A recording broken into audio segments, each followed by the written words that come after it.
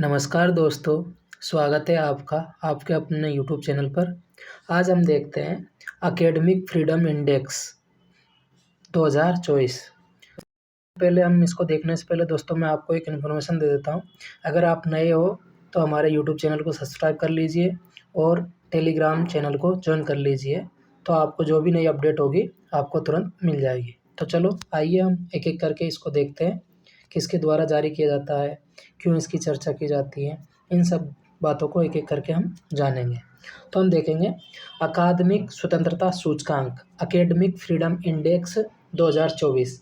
हाल ही में scholars at risk अकादमिक स्वतंत्रता निगरानी परियोजना द्वारा प्रकाशित फ्री टू थिंक 2024 वार्षिक रिपोर्ट के अनुसार पिछले 10 वर्षों में भारत की अकादमिक स्वतंत्रता सूचकांक रैंकिंग में गिरावट आई है। मतलब एकेडमिक फ्रीडम इंडेक्स रैंकिंग में भारत की गिरावट दर्ज की गई है। तो अब देखते हैं आगे। ये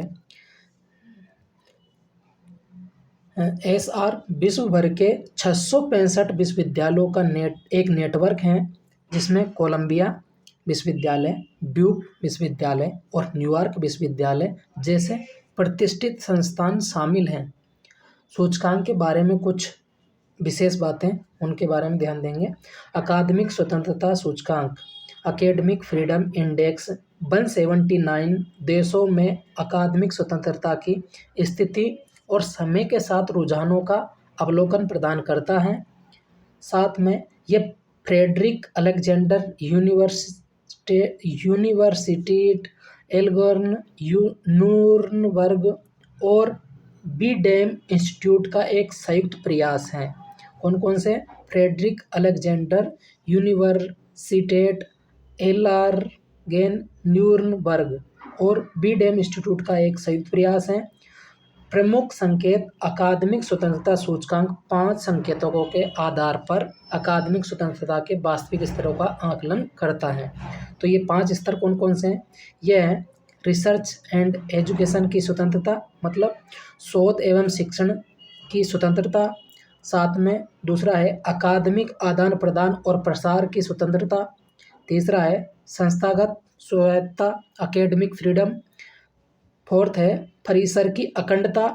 फिफ्थ है अकादमिक एवं सांस्कृतिक अभिव्यक्ति की स्वतंत्रता। तो ये 5 स्तंभों के आधार पर यह सूचकांक जारी किया जाता है। अब देखते हैं रिपोर्ट की प्रमुख निष्कर्ष क्या है। नवीनतम रिपोर्ट के अनुसार वर्तमान में 3.6 बिलियन लोग ऐसे देशों में रहते हैं जहां शैक्षणिक पूरी तरह से प्रतिबंधित हैं। रिपोर्ट के अनुसार केवल 10 देश ही शैक्षणिक स्वतंत्रता में वृद्धि हुई है, जबकि 23 देशों में शैक्षणिक स्वतंत्रता में तेजी से गिरावट दर्ज की गई है। ये चिंता का विषय है।